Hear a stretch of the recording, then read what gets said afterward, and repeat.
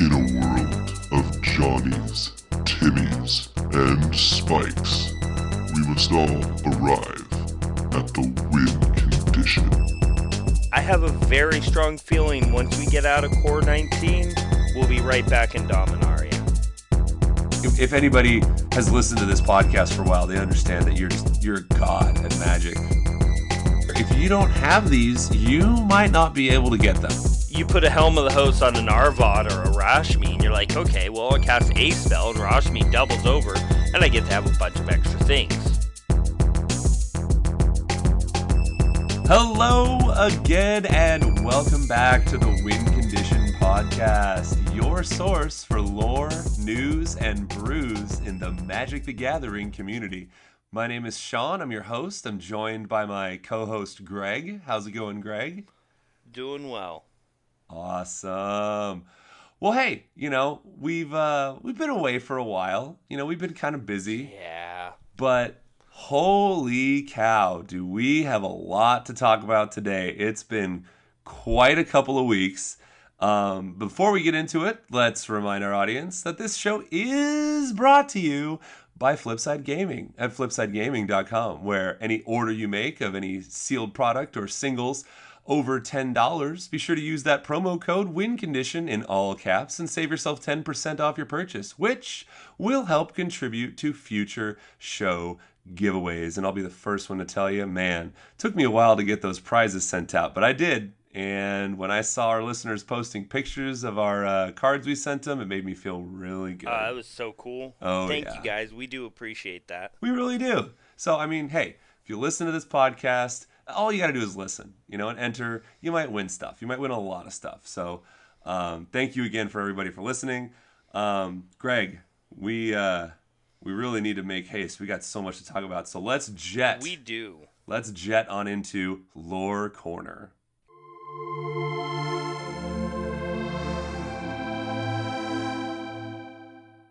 So we have 2 weeks of story to cover here, and we're going to break it up, and I'm going to take the first week, and Greg is going to take the second week. So, without further ado, our first story puts us with Teferi and his daughter, Niambi, and they are headed towards what appears to be a ruin, but actually ends up being a catacomb/puzzle that was put together by none other than Urza. So Teferi takes Niambi in here only because Niambi thinks she has a new solution to the puzzle. Teferi has repeatedly entered into this catacomb unsuccessfully, trying to figure out just how to unlock its secrets. But his daughter seems to have figured something out, so he takes her in.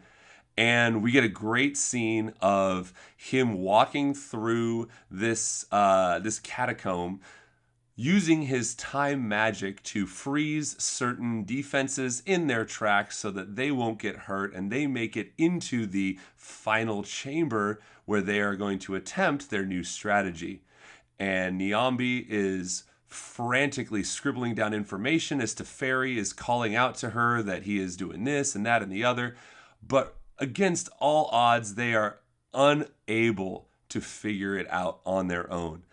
And Teferi just says to her, hey, you know what? I know you're discouraged, but I am so lucky to have a daughter who shares in my interests. And she's kind of happy, but also very frustrated that they just cannot get to the bottom of this. Urza has put this out there for them, and they are having one heck of a time figuring it out. So, in come our friends, who are flying on their big old wonderful airship, the Weatherlight. Here they come, and they land, and Joyra is... actually, first, Teferi notices this coming up, and Niambi's like, what is that? And Teferi slowly smiles and says, it is my past catching up with me. So you can tell he's a little excited. And so when they land, the crew of the Weatherlight introduces themselves. And of course, Liliana's being her little sarcastic self, and Gideon's trying to resolve stuff. And Joyra's like, hey, Teferi, what's up? You want to come help us out? And Teferi's like, well, you know what? I wouldn't be living out here if I kind of didn't have my own problems. And she goes, oh, okay. And Gideon's like, what problems? And he's like, well, I kind of got this thing I'm trying to figure out. And Gideon's like, well, if we help you, will you come with us? And Niambi's like, oh, he's too rude. Or he's too proud. He's not going to want. And Teferi's like, hold on. I could use some help. Sure. Why not? So after talking for a while, Joyra is talking to Niambi and kind of confirms. She goes, yeah, you know what? I think your solution is correct. But Urza isn't playing fair. Let's go and attack this problem with everyone on hand and see what we can do. So they travel back to the catacombs, get in there, and sure enough, once they get to the main chamber where they were having all these problems, Joyra's like, I think there might be ghosts here. Liliana, what do you got? And Liliana's like, oh my gosh, there are ghosts here. And so Liliana's trying to handle these ghosts, and it's as if the chamber senses that they're getting closer to figuring this out. So they start, the defenses, redouble, quadruple their efforts, and they're sending all it's got at all these people, and Gideon's fighting them off, and Teferi's stopping things with his time magic, and eventually, once they're all working together, they solve the puzzle. A little pallet moves, a stone pallet moves, and Teferi reaches in and grabs this artifact, and sure enough, the structure they are in begins to collapse, and sand starts pouring in on them as they try to flee and escape. And here comes the weatherlight, ladders drop down, everyone kind of grabs on, and they manage to escape. They fly away, and as they're sort of recouping themselves, Niambi's talking to her dad, Teferi, and is like, hey, I know you want to take off. You've been talking about these friends and your adventures you want. Why don't you, set off and do what you've wanted to do with your life? And Teferi's kind of like, okay, all right, let's do this. I'm on board. And everyone's kind of like, yes, let's do this. And then at the end, we get a scene of Joyra in her captain's quarters holding the artifact that they picked up. And it's Teferi's spark. No. She's holding a medallion she's got on her neck, and that's a power stone with the spark made at the mana rig, not the artifact. You're right. That's a separate artifact, and she's holding this going, Yeah. This is Teferi's spark. I really just need to get him to want to take this back. Because in order to free Zalfir from the phasing out that he has done previously, he will need to utilize his spark and his power, but he isn't a planeswalker anymore, as he did give up his spark in order to protect his homeland of Zalfir. So that is going to bring us to the end of the first week's story. Greg, why don't you take us away for our second week? All right, so for the second week, we're going to go back in time to a time shortly after Zalfir vanished. Now, it's not super short. We're talking maybe 40-ish years afterwards. So, a part of what happened with the great Teferi, the Destroyer, it's kind of starting to die down. We visit and we see Teferi sitting on the coast, looking out at the void left at where he vanished Zalfir. And he's kind of solemn. There's a lot of other people there. There's actually a town there now that's built up and prospered on all these people making their quests there for lost loved ones and family and ancestors gone. He makes his way back to town, goes to the city square, and after he gets his inn for the night, Sabira and Quende approach him and say, hey, you're Teferi, aren't you? And who wants to know? Maquette was looking for you. And, of course, going during this is Teferi's like, this is an odd assassination attempt. I'll play along. I don't know a Maquette, of course. And, of course, they go and say, you do know one. He came here to see you. He's dead now. As they break it down and talk about this, he's being accused of being Maquette's killer.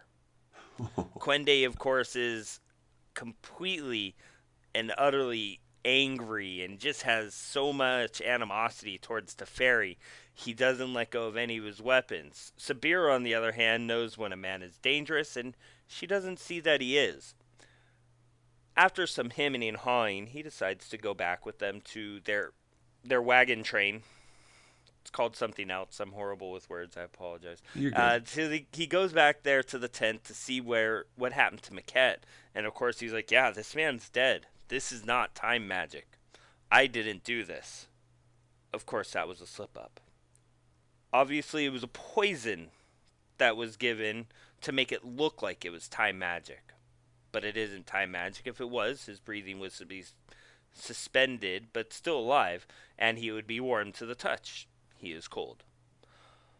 At this point, Sabira sends Quende off to get Maquette's things as they want to investigate further so he can find out more about what Maquette was doing to come find Teferi. At this point, a giant sandstorm comes from the sands, the dunes, and there's not much cover there for the caravans. The city, on the other hand, is quite well, but any of the animals and livestock were going to die. Teferi thinks quick with his meek power, because he's not as strong as he used to be, especially without his spark. And he decides that a time bubble to deflect the sandstorm is best. That'll be the best way to stop this from happening. So he does. He deflects it off back into the sea, and majority of the town and everything is saved. Some sand gets there. They're all a bit hurt and worse for wear, but alive. At this point, the magistrates of the city come out because Quende has told them that Teferi has brought this upon them. Teferi the Destroyer, specifically. So he flees. Sabira tells him, "Go, get out. We know it's not you. We'll straighten this out."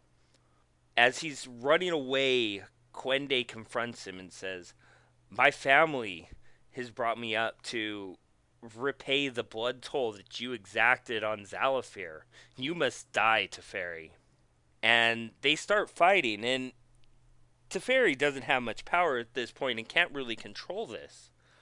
After some failed attacks, he dodges pretty much everything Quende's throwing at him and using what little time magic tricks he can to, phase around so he's not getting hit. After he's pretty much lost all of his fight, he's down on the ground. Sabira shows up and uses her whips to pull Quende down, getting rid of his swords. The magistrates arrest him. They come to find out he paid somebody to concoct a poison. He paid a mage to create the sandstorm. So, after finding this out, Quende goes to the magistrates, and Teferi joins up with Sabira's caravan. And Sabira asks him, "Hey, I could use a talented time mage on my caravan. You want to come join me?"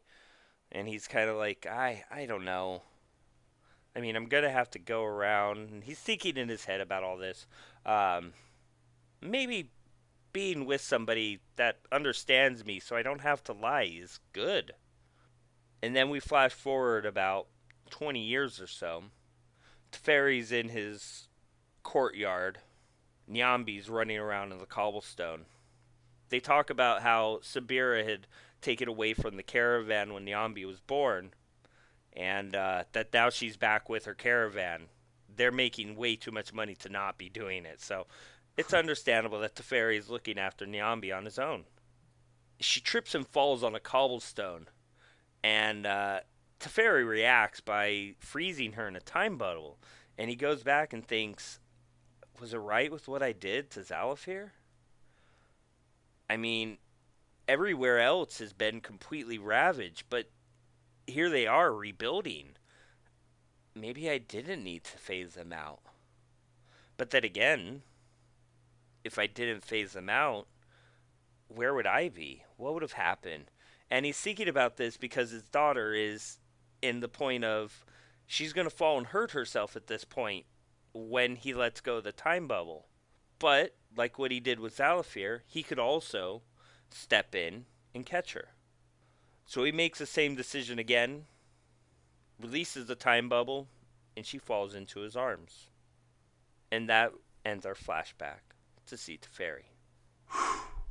Man, I mean, Right? that's such a good window into his thought process between, something as simple as saving his daughter from falling on the ground and getting hurt and Mm-hmm. and saving his entire, homeland from Yeah. eradication during the Phyrexian invasion. That's so awesome. I And all think the while all this is going on, he still is like, if I could bring Zalafir back, I would. I can't right now. I don't have the ability. I don't have the power. And even with my spark, he couldn't. yeah. And That's why he needed this artifact that he went and just found with his daughter. And the fact that we see the card in the set Zalfirin Void almost suggests that it will not come back. It's going to be in that area for... it's hard to say. Well, for the foreseeable future. He may bring it back in a future visit to Dominaria. I mean, there's some people who may think that we're actually not leaving Dominaria after this set comes out. I have a very strong feeling once we get out of Core 19, we'll be right back in Dominaria. There's so much to extrapolate from what we've seen already, both in the cards, the mechanics, and the story. So, I'm sorry, go ahead. I think there's something Aaron Forsyth said recently about slivers and the fact that they're still there, and something about not having the space to put them into this set.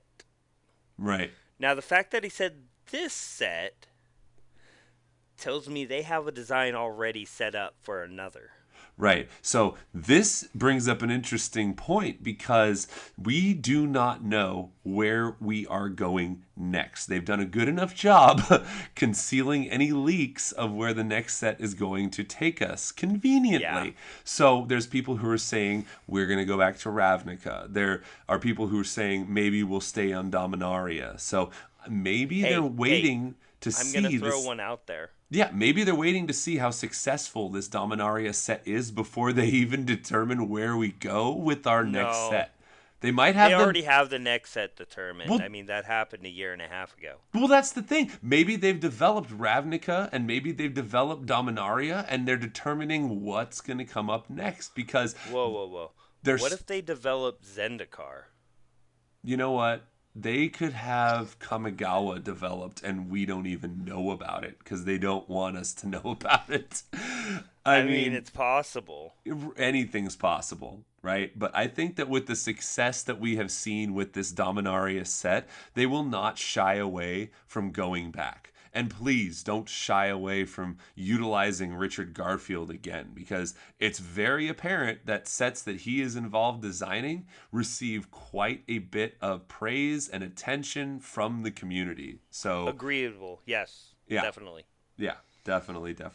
Okay. So with that bite-sized crunch into lore. Yeah, right? Oh my gosh. I'm going to have a hard time chewing and swallowing that one all in 1 week, but we're doing our best to keep you updated here. So let's go ahead and leave Lore Corner and head into our next large chunk of an episode in our news and announcements section, as foretold.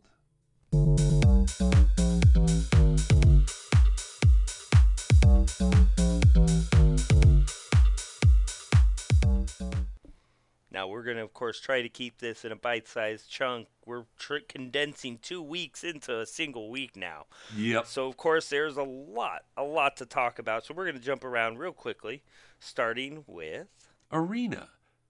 Let's go ahead and start talking about MTG Arena. Now, Greg. The answer to Hearthstone? The answer... right? So, Greg, you have some experience with Arena. I actually do. Yeah, I got my beta invite about a week and a half ago, and I started playing on there, and it's really cool. Of course, the best thing was on my birthday released Dominaria, and next week we're gonna get drafting. Oh yeah, and which I'm excited about because drafting's a big way to play Magic, especially with streamers. I mean, how many streamers do you know that don't draft every day all day during their stream. Pretty Sure, much and I every know single that one of them does. there's a huge chunk of players who play MTGO who are waiting to see how the draft format shakes out in Arena to kind of Yeah. gauge whether or not they're going to hang out or jump ship and go to Arena. So slowly but surely we can see the MTG Arena monster sort of absorbing everything that is Oh yeah. MTGO. And over time, yes, it Um, will convert completely. And I think that they will start supporting other formats such as Legacy and Modern. And that might be the Definitely. only place you can play Legacy, but we'll talk about that later on in the episode. Hey, hey, hey, hey! Spoilers. I We're know. not talking about Infinity War here. No, no, no, no, no, no, no. I haven't even seen that movie yet. Greg, I know We'll go you watch have. it. Yeah. So, Yeah. um, Anyhow, anyhow. so a couple more things about Arena that I've been checking out and playing with. There's prior to the Dominaria release, this was something that I was having happening. Uh, Anytime I embalmed or eternalized a creature, sometimes it would time out the game. Like it would just freeze out and I'd have to restart. Other things that Ew. are a little weird is that people are taking advantage of the fact that when the you get to hit your last timeout, sometimes the game freezes out. So they're weird patches that they're working on to make sure that everything works right. So you're saying like if I'm gonna lose the game, I'm gonna try embalming my sacred cat, eternalizing my adorned pouncer, and trying to time the game out just so I don't get a game loss? Definitely sometimes they're doing that. Yeah. Oh God, give me a break. I've had it happen like 2 or 3 times. Now the question comes: since there's no chat function at this time, it utilizes the same types of thing with Hearthstone, so you can respond with off-turn, on-turn responses, and so there's no real chat function, which Okay, I'm kind of okay with. I mean, it's an interesting difference from Moto, and the fact that you could chat with your opponents. right. Um, One other, but it plays nicely. It's pretty streamlined. It looks good. yeah, And what's really cool about the fact is that if you ever have a card that has a response, so say for instance you have a cast out in your hand and you have a mana open, well, it'll allow you to stop at the end of each phase and respond to it. So you could cycle that card or not. right. There's And if you don't have that card there to do that, it'll fast track you all the way through your turn. So you don't have to deal with it. So if you have a card that can respond to it, you could just you leave it there and do it that way. Now you could also fast track and say you don't want to do that, and that way it'll just go straight through. right, Yeah. right. Well, that's cool, and a lot of people have been saying that the when you go into full control mode and you get to have the opportunity to respond at any point in time, it does give you the control that you're used to on Moto, Yes. which is great. On the flip side, the other piece of feedback that I've been hearing is people who are not streamers when they have these wipes. And I understand that, when we release the game, everyone's going to be on a quote unquote even playing field, so to speak. But currently, when you're playing MTG Arena in this beta format, if there's a wipe and you start out, then people who are streaming who get extra rewards get to start out with a whole heck of a lot deeper card pool than some other people who want to just grind the game out. Now, I understand the game is meant to be, if you pay money, then you get an advantage. And I get that. But unfortunately, their matchmaking system isn't quite up to date with something like Hearthstone or whatever you want to call it, The because Blizzard card game. right, you'll be getting yeah, you'll be getting paired against people who are of an insanely higher rank with much much better cards than you, and it's Yes. pretty hard to win. I don't Hence, know what you're talking about. I've beaten a lot of these people with their better decks. well, Greg, I mean, if anybody has listened to this podcast for a while, they understand that you're a god at Magic. But things like completing your daily challenges, which require wins and stuff like that, get to be a little bit Yes, harder and a they little bit more do. frustrating. Well, But the other part that's a little daunting about your daily challenges is that some of them require you to play a certain deck. And you get all your 10 precons for each of the two color combos, but they're not that strong. And your wild cards, you can cash them in to be other mythics or rares, which is great. I mean, I've got 4 vampire lords in my vampire deck because you kind of need them. They're really strong. But other things like Anointed Procession, having 2 of them instead of just 1, it made it so I can play those decks a little bit more efficiently without having to go out there and, grind to get those cards. Okay, so you just said the word grind, which led into my next question. Greg, the average player who does not want to put $1 into Arena and just grind out their deck until it becomes a top tier winning competitive deck, how long do you think that's going to take them?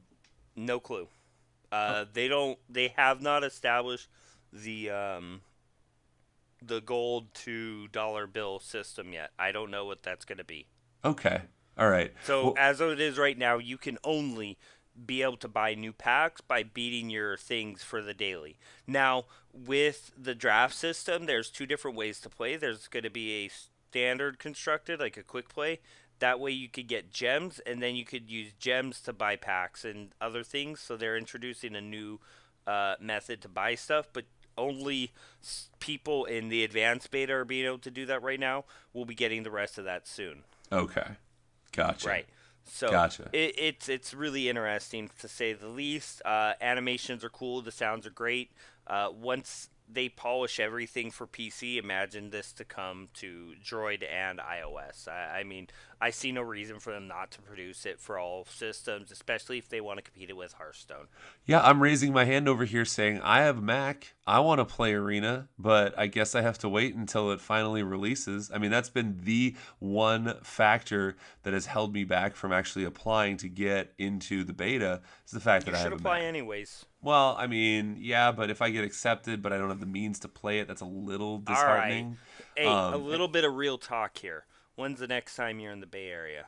I have no idea. Not for another month at least. Because I have 2 computers sitting in my garage not being used. Okay. Well, we don't have to bore everybody with that talk. Okay. We'll handle that on the back end. But speaking about stuff, spending money and prices getting up there. Oh, man. We have quite a few cards from Dominaria that have had some volatile activity in the last week between pre-release and release weekend. Oh, yeah. So we're going to run through a couple cards here and just talk about what we think these cards are going to do in terms of their price. Are they going to go up? Are they going to go down? Are they going to be stagnant?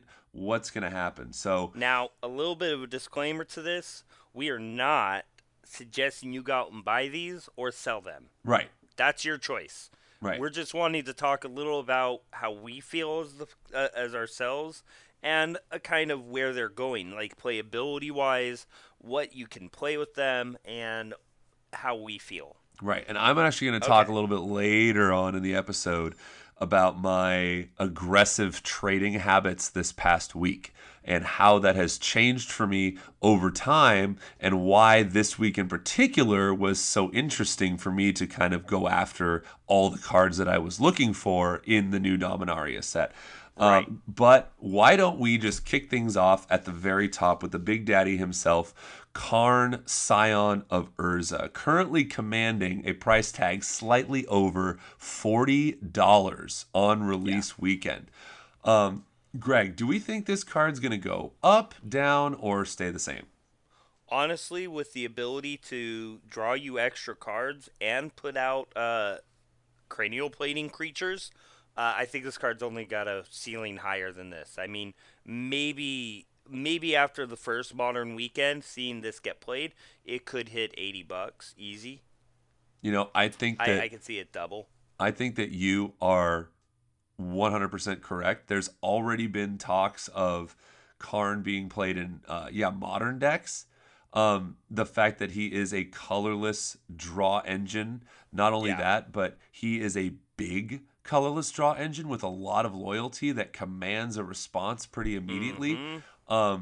He is definitely going to be sought after for standard decks, for modern decks, maybe even legacy decks, maybe even vintage decks. And I know that No, EDH no. decks I are wouldn't going to go want to them. vintage. Hey, you know what? Shops decks could maybe use a draw engine. Just saying. But Maybe. all that being said, I'm gonna have to agree with you, Greg. I think that Karn's price is going to continue to rise. I don't know if it will quite see Liliana of the Veil prices in standard, but hey, anything's possible. You know, Yeah. Yeah. Liliana is a monocolored planeswalker, and Karn can be played in any deck that needs to draw cards. Which, guess what? Every deck wants to draw cards. They Newsflash. really do. So, and he protects himself by putting out his construct creature. So yeah, I think Karn's definitely going to go up. To what end, I don't know. But if you want him, I would suggest getting him as soon as possible while he is still in the low $40 range. What do we have next to talk about, Greg? I wanted to talk about another artifact-like card real quick. This one I didn't talk about previously, but I think it's a card to watch out for, and that is Traxos. Ooh, Scourge of Crew. You went to Traxos! Flip the script. Go. Alright, so this is a 4-drop legendary creature. It is a 7/7 with trample. It enters the battlefield tap and only untaps when you cast a historic spell. Yep. Now, this is a 7-drop for 4, so it fits in that / Panther range of being a good creature. Yep. It may not have haste, but there's a lot of things that you can use to do that. Yep. Now, in formats like Legacy, Vintage, and Modern, Moxins, Lotus, any type of 0-drop, Ornithopters, there's so many cards that untaps this creature. You get to Give it untap him. haste, get it haste. You get to drop this guy really quickly. And I mean, if we even look back to Vintage, dropping this on turn 1 happens, and then you get to untap it. Yep. You know what? I feel like this card is going to be really strong. It gives them a lot of playability, and it allows it to get through a lot of stuff. I mean, the number of things that he survives through is amazing. Right. I mean, like Abrupt Decay doesn't kill this guy. No, and Fatal Push doesn't kill him in standard. I mean, unless Fatal you revolt Push it. could kill him. If you revolt it, you would, yeah. But I completely agree with you. I think that the 7/7 trample aspect is absolutely insane, and it is so easy to be playing historic spells right now. So it really is. It really is. So and he's dirt cheap. That's just moving on past that, I believe the next card we were looking at is going to be. We're gonna look at Mox Amber. Mox Amber. I think that's going to be a $10. I think Mox Amber is definitely gonna settle probably around the $10 range. The thing is, it doesn't let you do all the broken stuff that all the other Moxen do. Correct. I think that obviously Mox Opal can be activated on turn 1. And the fact that you have to jump through so many hoops just to get Mox Amber to tap for mana is going to be a bit of a hindrance on its actual value. $27, way too high. I really don't see it being. I mean, you can brew a random corner case decks where you will actually be able to tap your Mox for mana. But that's not going to say that deck's going to be killing your opponent on turn 3 or 4 or whatever. Now, maybe I'm wrong. Maybe it gets broken. But as of right now, given what we've seen in the field, Greg, you're right. I think this is going to drop down to about $10. Wait a while before you pick him up. And if you have him right now, sell him. Do yourself a favor. Turn that money into Lyra Dawnbringers. Unless you really want to try playing it. Yeah. Yeah, well, turn that money into other cards that could probably increase in value over time instead of Mox Amber, which will probably... turn 2 Mox Ambers into a card. I think you'll be happy. Sure. Yeah, definitely. What's the next card we want to talk about? So I'm going to actually go ahead and talk about another Planeswalker right here because I've been thinking about this one since the pre-release weekend. Jaya... What's her Ballard? Jaya Ballard. What's her planeswalker name? I totally forget it. But anyway, Jaya is about $6 as of when I last checked. And no, she's just Jaya Ballard. She's just Jaya Ballard? Oh, yeah. Beautiful. Okay, well that makes sense. I guess she hasn't had a planeswalker card before. She's market priced at $5 right now. At $5? Yeah, Jeez. please go out and get Jaya, because I honestly feel like people are looking at her and just assuming that she is going to go in your run-of-the-mill blue-red spells decks. And guess what? She is! And those blue-red spells decks are going to be so much better for her. I think that people, once they realize that they can play Jaya and then cast a Glimmer of Genius or Hieroglyphic Illumination for 1 blue mana, is going to make a lot of people think, while she gets bigger, is going to make a lot of people think twice about how good Jaya really is. And then once you get her to her ultimate, being able to just cast more stuff out of your graveyard. I mean, we have that black sorcery that adds 2 loyalty counters to planeswalkers. We have the means to get Jaya to her ultimate very, very quick. I mean, heck, you're playing a blue-red spells deck. Counter your opponent's stuff. Burn your opponent's stuff out. This is such a good card.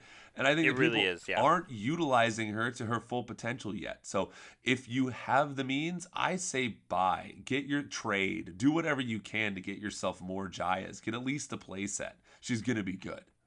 Yeah. Agreed. Yeah. Next card to talk about, we have History of Benalia. Yeah. This gives you 2/2/2 knights and then gives all knights +2/+1. I think this card is cute as a 3-drop. I mean, it's 3 for 4 power, 8 power, 12 power if you let it get far enough. 8 power if you let it get far enough. Right. It does a lot of things. It's cute. It's good power. I really don't think there's a white weenie deck to really take advantage of it. You could play with Anointed Processions. I don't think it's worth it as high as it is. Yeah. Simply put. I don't think we need to spend much more on that. No, I agree. I think that running close. It's going to be easy enough with all the removal that we have, and we do have a lot of removal to get rid of the knights before the night of the History of Benalia goes off. Because that's ultimately what this $17 price tag is about, is your knights are getting bigger. And when your knights die and there's nothing for it to hit, then it's not going to be pretty. And I really think that we're going to be seeing more and more control decks coming out. There's just too much in terms of control magic and removal to merit a almost $20 price tag on a 3-drop white card that takes 3 more turns to activate. It's I don't know. Two more turns. 2 more turns to activate, sure. I mean, maybe I'm wrong. Maybe the meta will see a white powerhouse aggressive deck take it down, but as of right now, I really don't see this as being a long-term solution for a winning deck. Yeah, no, I don't either. Yeah. So what was our last card? We're actually going to take a step back and go into the uncommon range. What? I think that talking about an uncommon, that's if you weird. Don't have your playset of cast downs, you really should think twice, Innistrad, about getting yourself a playset of cast downs, because 2 mana for destroying a non-legendary creature is huge in eternal formats. And potentially in standard, because until we see a steady saturation of these legendary permanents from Dominaria take foot in standard, then a 2-mana kill, that's Doomblade. That's better than Doomblade. You know, like if it's not a legendary creature, you can kill it. You know, and I mean in modern, you kill your Tarmogoyfs, you kill your Snapcaster Mage, you kill your Wormcoil Engine, you kill all kinds of fun stuff that comes down. Yeah. I think cast down 2-drop instant is just, it's awesome. Go ahead and grab yourself some of those. Did you want to talk at all about Dampening Sphere? Because I mean, it's this good. card's like, even at $5 right now, I think the ceiling's still much higher. Yep. Because it's format warping. Yep. I agree. Like everybody else says at this time, this card is going to be changing the way you play Modern. You aren't going to see a price hike until the next Modern event, because this card is not that great in Standard, because it doesn't do much. Right. Other formats that it does a lot in is Legacy and Vintage. Yeah. And you know what other card I feel like can take advantage of this card? As Foretold. because that will allow you to cast a card without paying its mana cost, Yeah. which gets around the taxing penalty of Dampening Sphere. I know it's cute. I know it's kind of a Correct. corner case, but the fact that it's already letting you cast free spells like Ancestral Vision and live what did the unearth one, the Living Death. living death, there you Unliving go. Death. Unliving Living Death. End, yeah. It's Right. really good at letting you cast cards, especially if it's out in play for a couple of turns. I mean, heck, once it gets up to 3, you can pretty much play anything you want, and you don't have to Yeah. worry about any kind of Dampening Sphere shenanigans keeping you back. Again, I know it's kind of corner case, and I know As Foretold has been brought to light with the Living Index, but don't sleep on As Foretold. It is a very, very powerful card, and if we do see a rise in control decks, especially Esper Control, which I think Yeah. really has some play, As Foretold could be really powerful if you let it kind of get out of hand. But yeah, Dampening Sphere is definitely a format warping card, so don't sleep on that. And at what, $4 or $5? Yeah. It's no joke. It's great trade bait, and you could probably buy list it and get some good value if you want to grab some more singles. Oh yeah. So pushing on, we wanted to talk a little about these current price hikes that we've seen Oh, in reserve lists. Now we don't so want to take many. a lot of time on this, but the number of price hikes, these mostly seem like complete buyouts.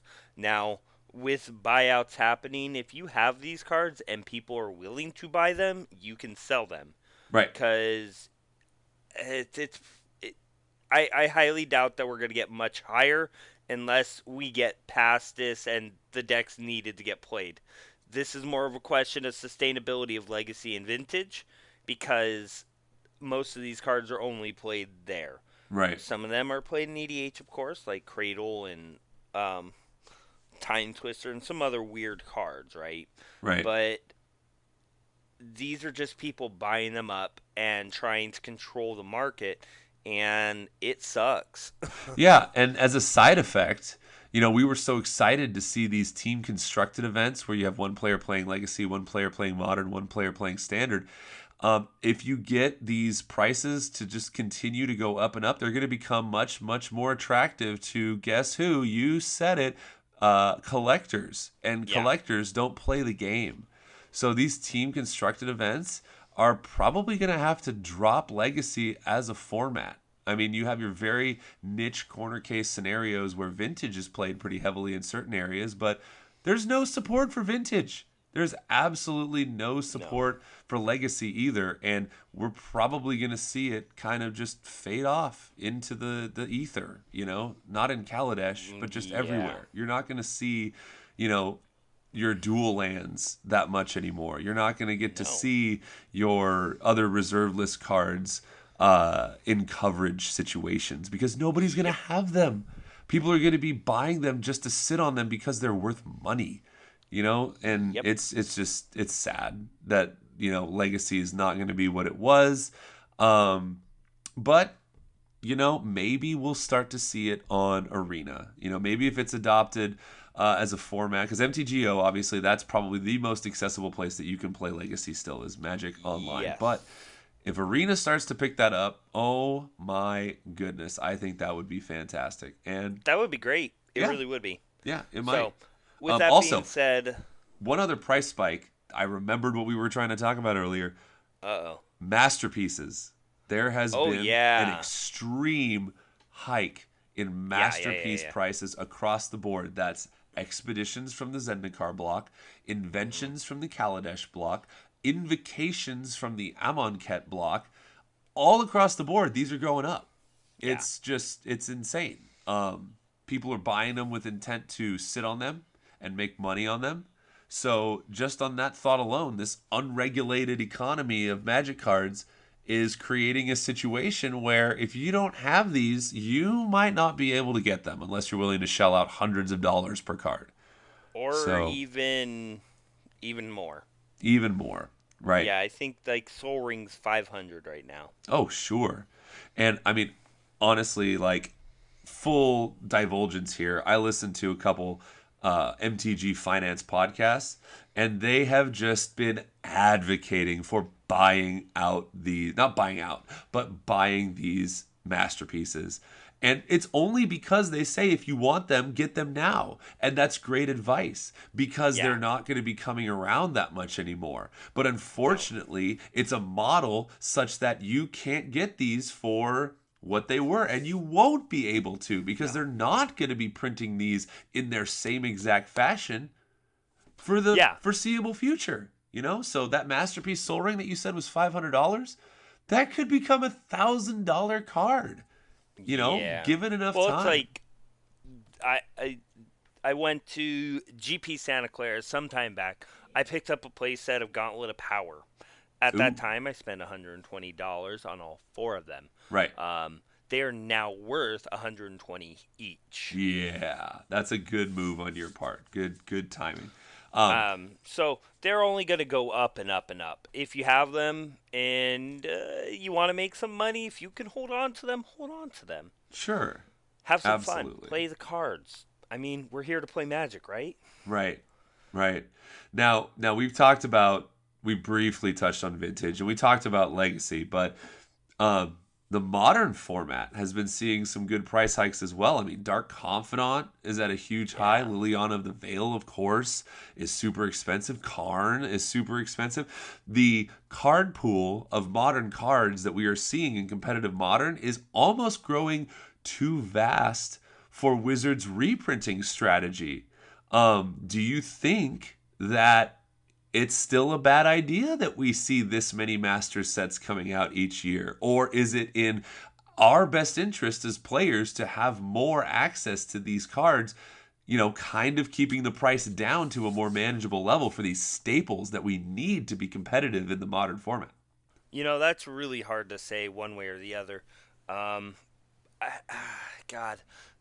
getting more cards out there from the growing number of players that want to play in competitive formats is not a bad thing, but it does make it really hard for these retailers to keep up with it.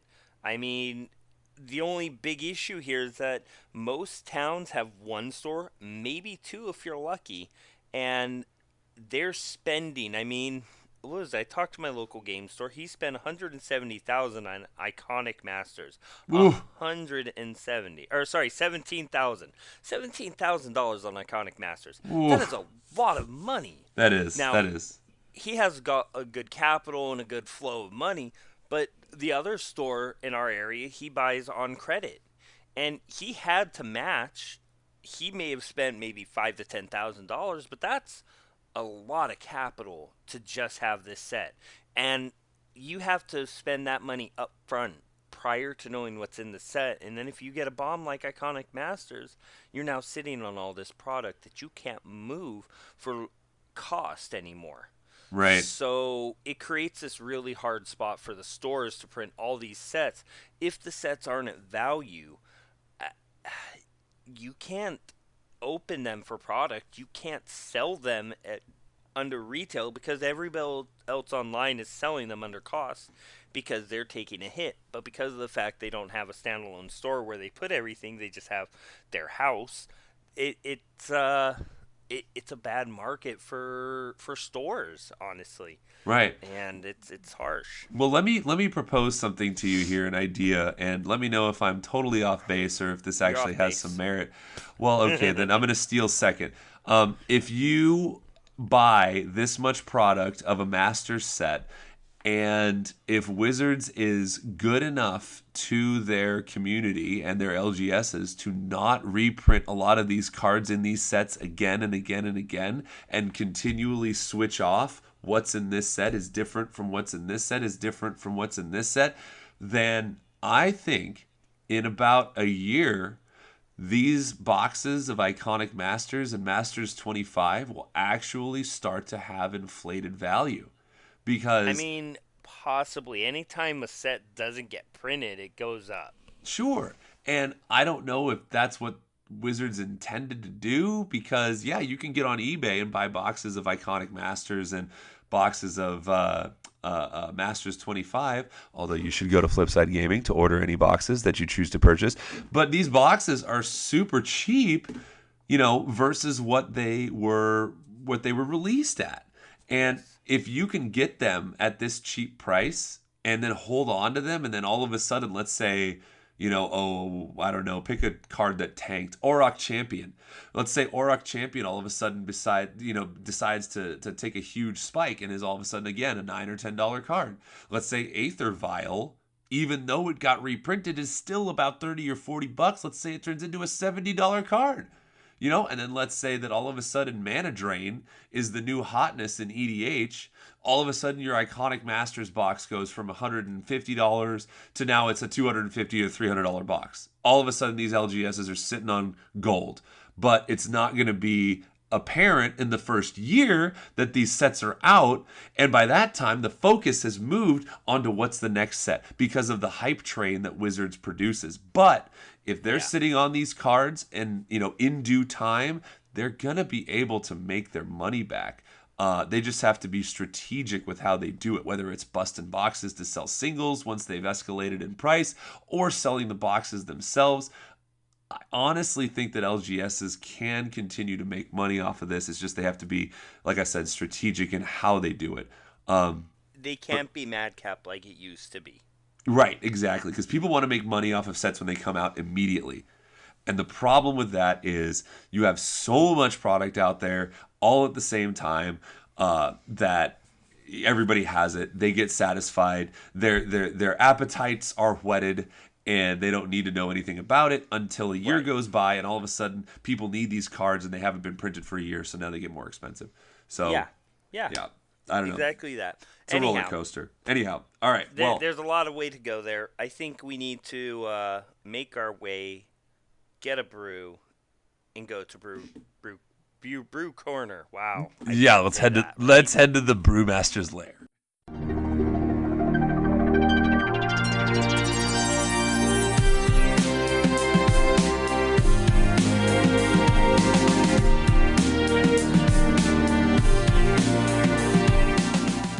There we go. That's the wording. I gotta have a cold one or something. Right.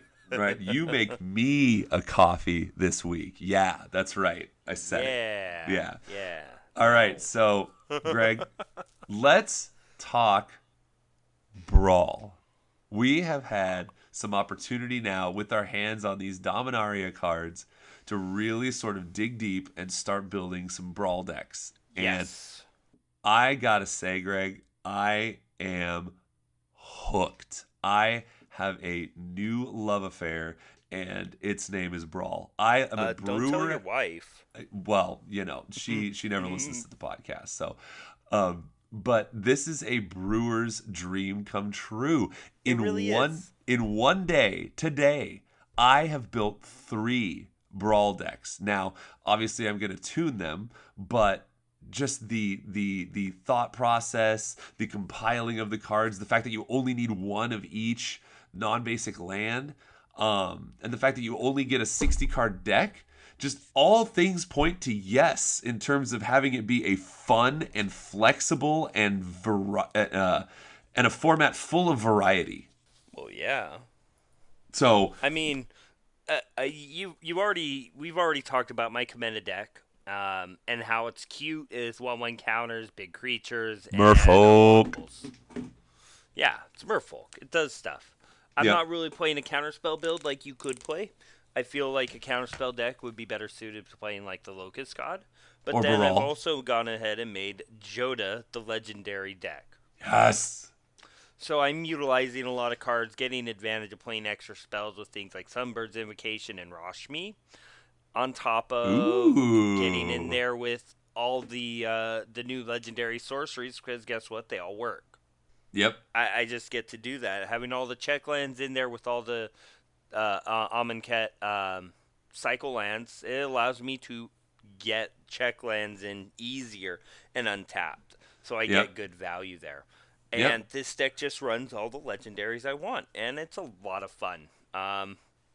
No real cute combos there, just good hard-earned value. And of course, things like Helm of the Host aren't bad. Oh, Helm of the Host is I mean, such you a put a good Helm of the card. Host on an Arvod or a Rashmi, and you're like, okay, well, it casts a spell, and Rashmi doubles over, and I get to have a bunch of extra things. Oh my God, Helm of the Host on Arvad? Are you kidding me? That's so good. Wow. Oh man. Um, yeah, and then so the first deck that I built, I sure as hell built that Carnifex Brawl deck. I am running the 19 lands. I'm running the Mana Rocks, and I tell you what, I have goldfished this thing for hours, and I've had one bad draw. Every other time, when you hit that Mana Rock on turn 3 and you play Karn on turn 4, it's off to the races, whether you're pumping out like 5/5s or drawing more cards. um, I posted the deck list as a visual representation on Twitter, on Instagram, and we can go a little bit deeper into it, maybe on like a YouTube video or something. But you said Traxos. That card is so good, and it is uh, so busted in a deck that plays nothing but historic spells.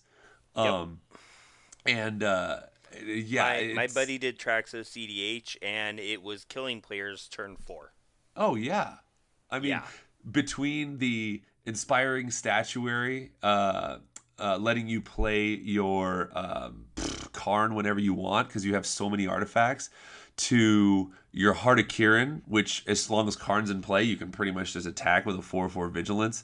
To there's just so much. We'll go a little bit more in depth in it. I have to do a video on it, but yeah, Karn Artifacts Brawl deck is super fun, very explosive. Once you get to that 4 mana range, yeah, it's so good.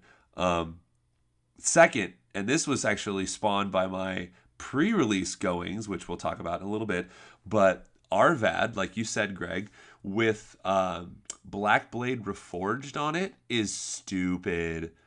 I Well, mean, yeah. I've had multiple times where I've had a 10/10 Death Touch lifelinking creature that's my commander that I can just play again and again.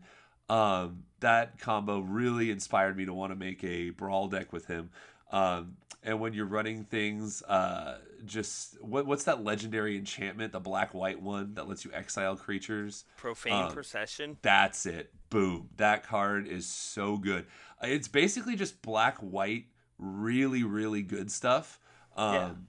And Brawl as a format isn't going to be too. I mean, there are decks where you can be aggressive. Absolutely. Well, It can be I fast mean, paced. a lot of people are playing the Baral control deck. Yeah, that one's going to be kind of the boogeyman in the format because you have so many ways to counter spells and draw cards and control the game. That's great, but we're not going to let that stop us from brewing these awesome ideas of decks, and then maybe we'll see some ways to counterattack a brawl deck.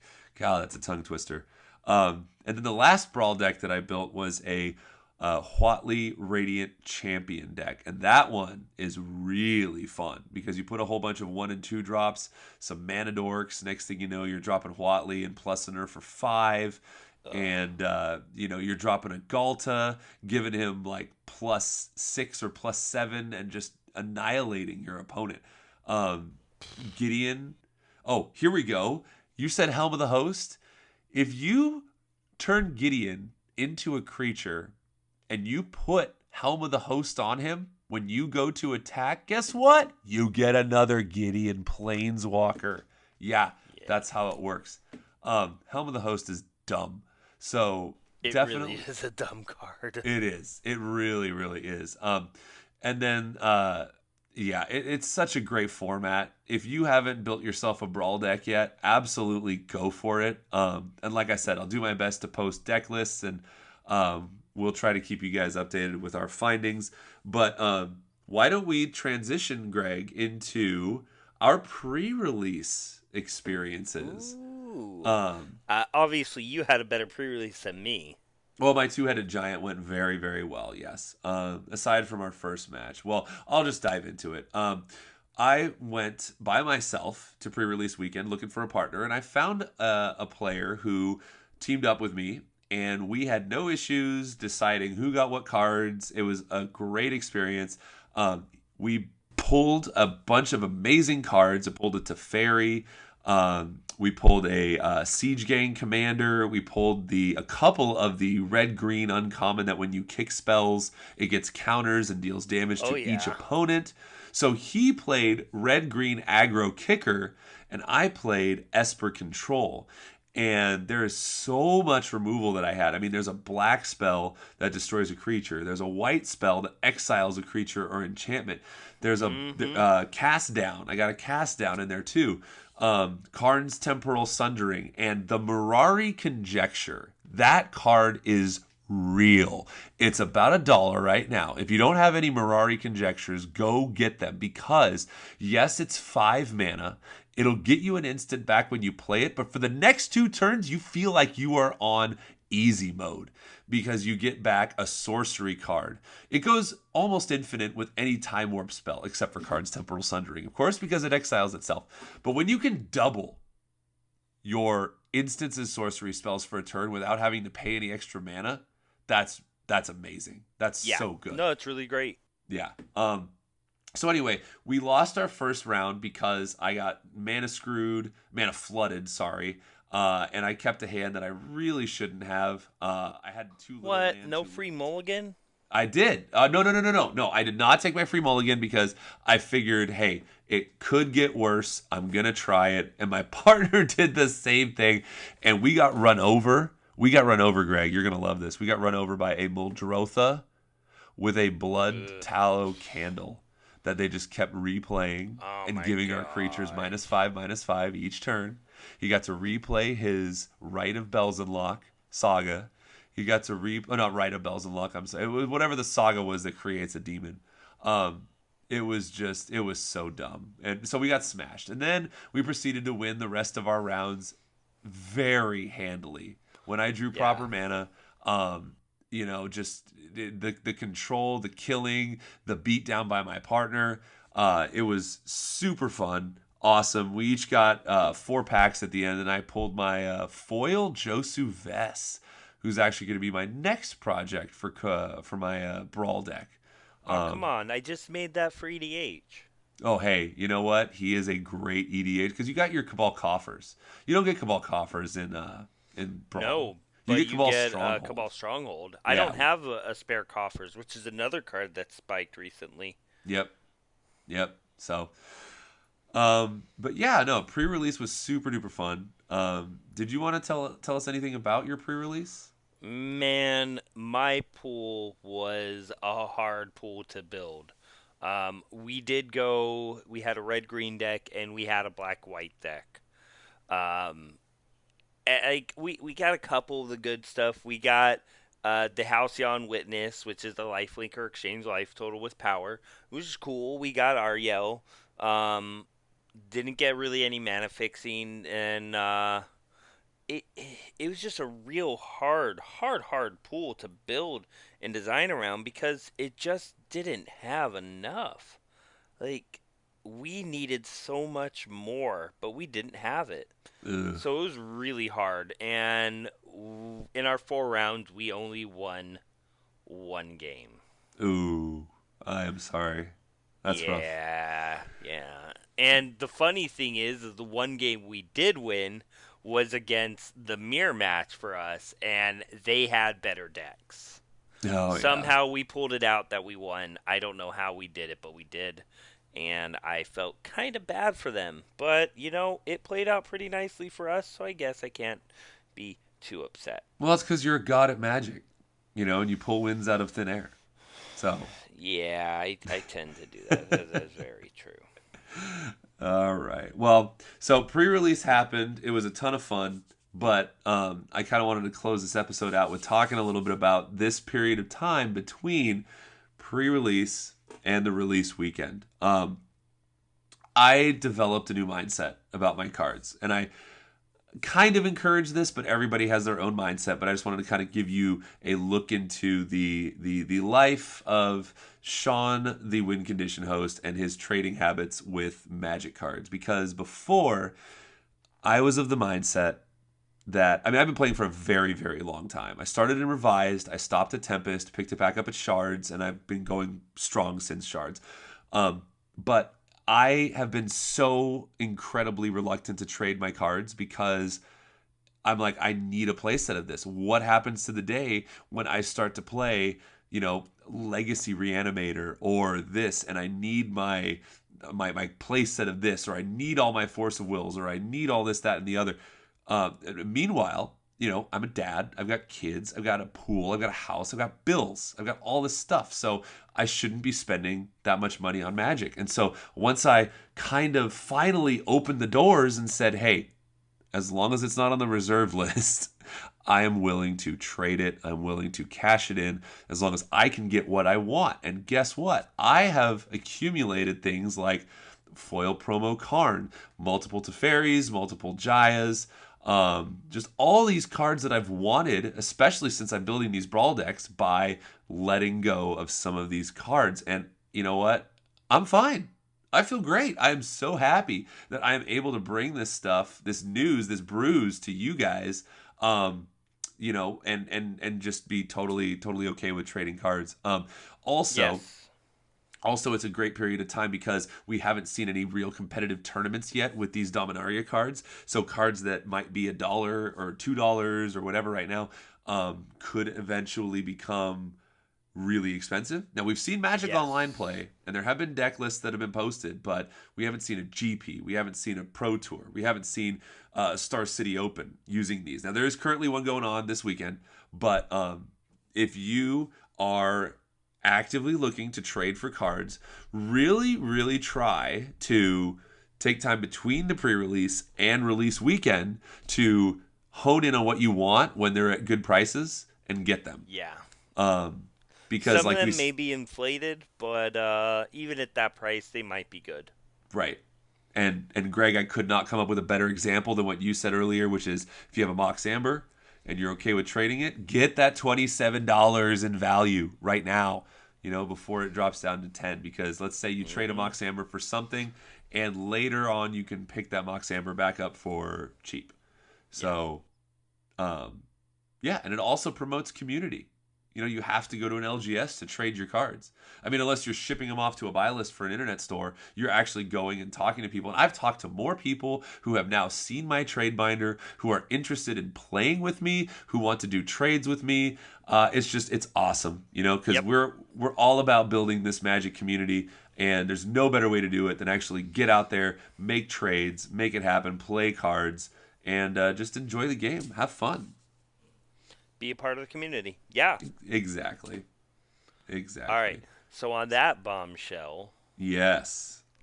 Greg. I think we're going to pull this to a close. I think we are.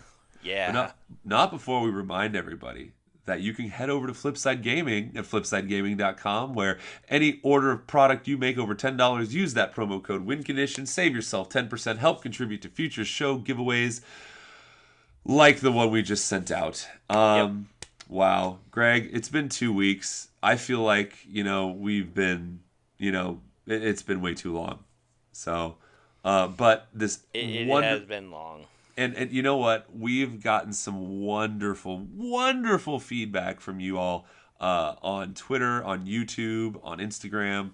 Please keep it up. We love talking to you guys. You guys make this all worthwhile. I don't want to go too deep into it because I'll go on forever. We need to wrap this thing up. So, Greg, where can they continue to talk to you?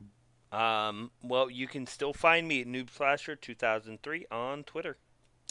You can find me at MTG_Sean on Twitter. The show is at The Win Condition. You can reach both of us at thewinconditionpodcast@gmail.com. Check out our YouTube page. Check out our Instagram. We will hopefully be producing a couple box opening videos here. I actually have the next week off work, so I have plenty of material to work with. Expect some of those coming up pretty soon. And maybe we'll be able to get some Brawl gameplay with these new decks in. No promises, but, teasers. All right. Well, Greg, all that being said, thanks again. Well, of course. Anytime. I'm more than happy. And we will talk to y'all